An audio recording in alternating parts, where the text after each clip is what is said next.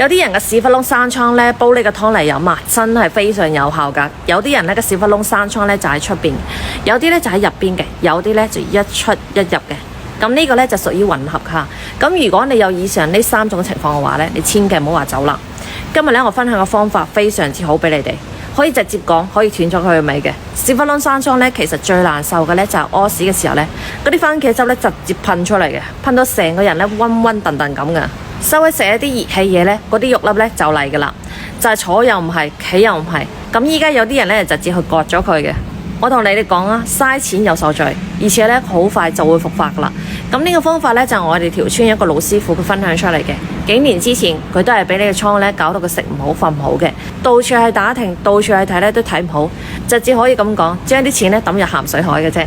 咁機緣巧合之下咧，佢就喺黃埔嘅丹水坑嗰度咧遇到一個老師傅。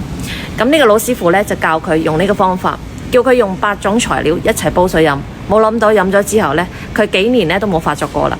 今日咧我就毫無保留咁分享俾大家，記得點讚收藏起身啦！你順便咧可以轉發俾身邊有需要朋友。方法其實好簡單嘅啫，你喺廚房揾呢幾種食材一齊煲湯飲。你記得做好筆記啦，你準備好魚腥草、金銀花、茯苓、火麻仁、槐花米、葵花米、白茅根、黃梔子，3碗水咧煮成2碗水，你就可以飲噶啦。飲上一段時間之後咧，佢就會斷咗佢嘅味啦。